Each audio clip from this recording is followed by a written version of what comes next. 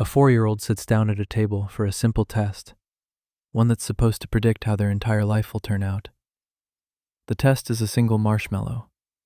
It became one of the most famous experiments in the history of psychology, taught in schools, quoted in business books, repeated by parents everywhere. And for decades, it told a story millions of people believed without question. The problem is, that story was mostly wrong, and the real answer hiding underneath it is far more uncomfortable than anyone wanted to admit. Here's how the test worked. A child sits alone at a table. A single marshmallow sits on a plate in front of them. A researcher explains the deal in words simple enough for a 4-year-old to understand. You can eat this one marshmallow right now. Or, if you can wait about 15 minutes until I come back, you'll get 2.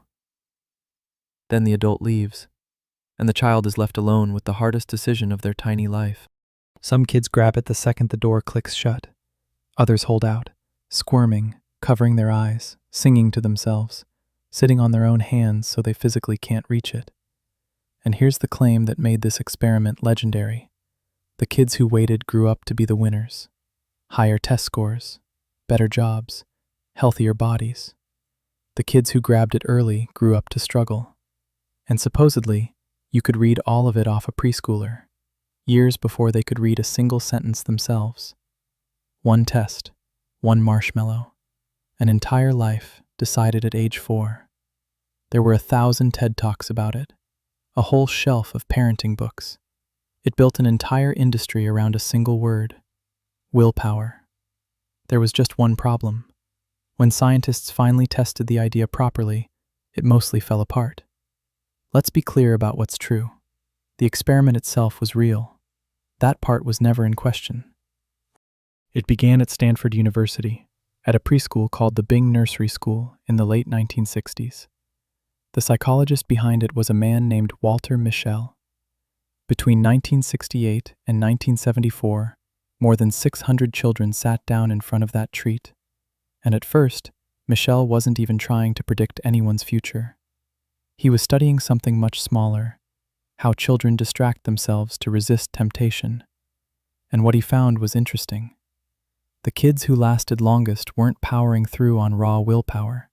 They were looking away, turning around, telling themselves the marshmallow was just a picture.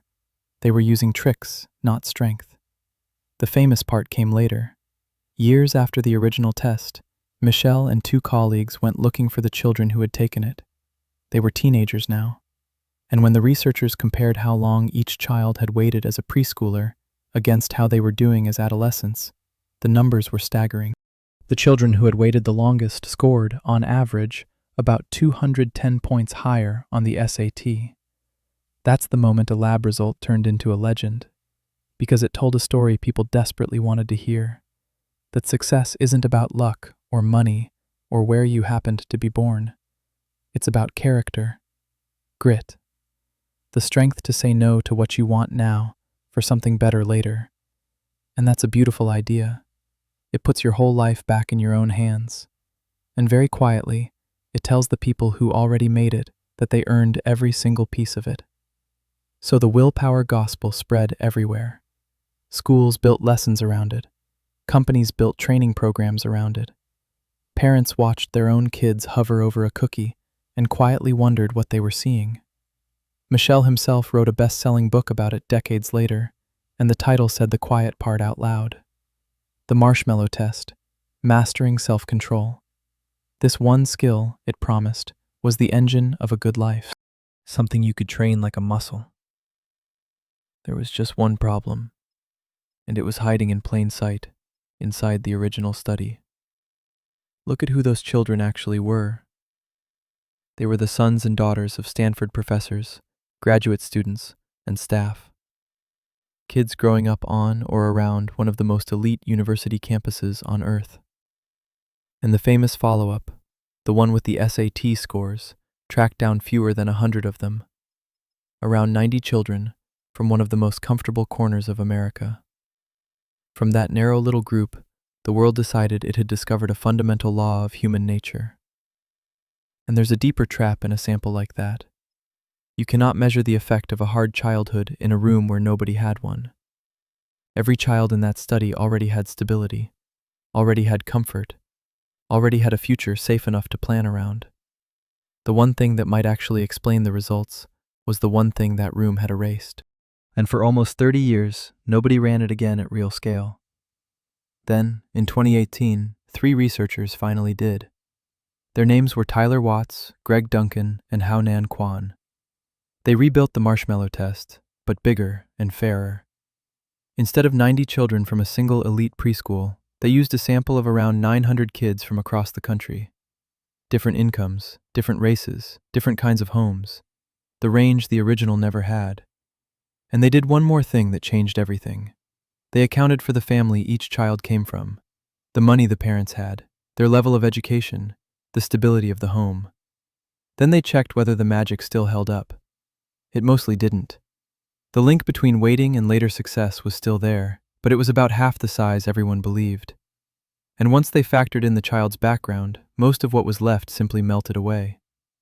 Waiting for the marshmallow, it turned out, barely predicted anything on its own. What it actually tracked was where the child came from. Now here's the part that flips the entire story. For years, everyone looked at the kid who grabbed the marshmallow and saw someone weak, impulsive, doomed. But that child wasn't failing a test of character. That child was being rational. Think about what waiting actually asks of you.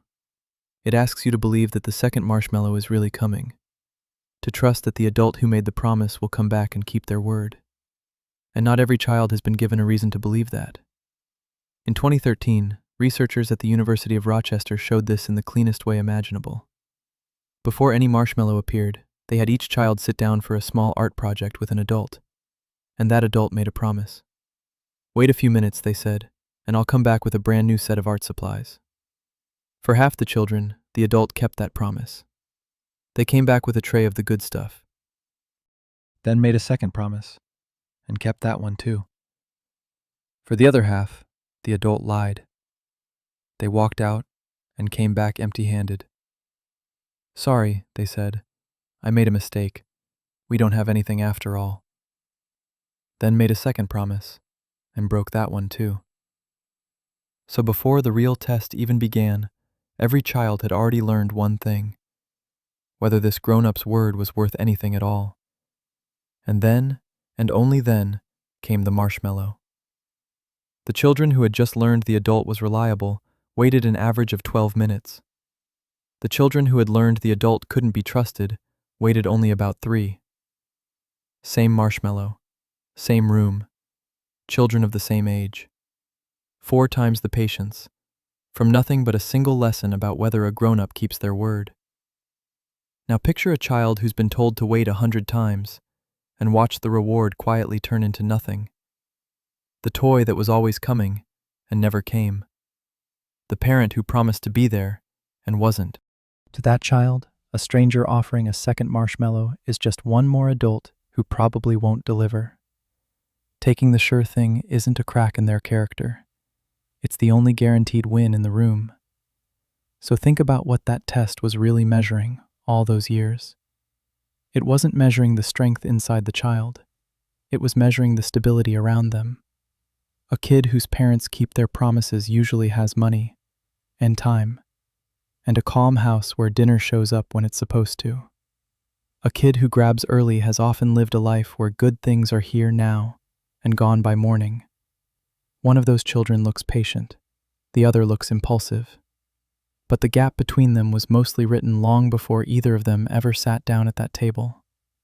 We took that gap, and we called it character. That's the quiet trick underneath the entire willpower story. It lets comfortable people believe their comfort is a prize for being strong. And it lets us look at someone who's struggling and decide, deep down, that they just didn't want it badly enough. What we called discipline was often just a childhood where the future felt safe to bet on. What we called weakness was often just a childhood that never felt safe. And this doesn't end when childhood does.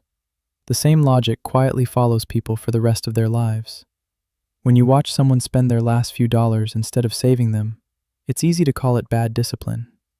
But if your world keeps teaching you that savings get wiped out by the next emergency, the next late fee, the next crisis you did nothing to cause, then enjoying that money while you actually have it is the rational move.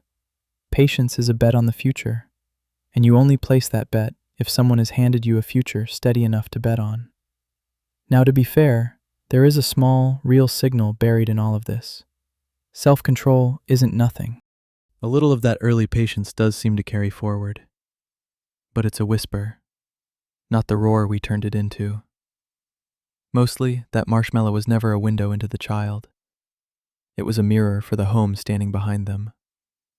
Somewhere in that original experiment is a 4-year-old who looked at that marshmallow, decided the promise wasn't worth trusting, and took the sure thing while they still could. For that, we called them a failure. The kid who couldn't control themselves, when all along, they may have been the most honest judge in the room. They had simply learned, earlier than the rest of us, that the second marshmallow doesn't always come. So the next time you watch someone reach for the thing they want right now, and you feel that little flicker of judgment, that easy story about weakness and willpower, maybe try to hold it for just a second, and ask yourself what the world had already taught them about waiting. Some of us were handed a world we could trust. The rest were handed every reason not to.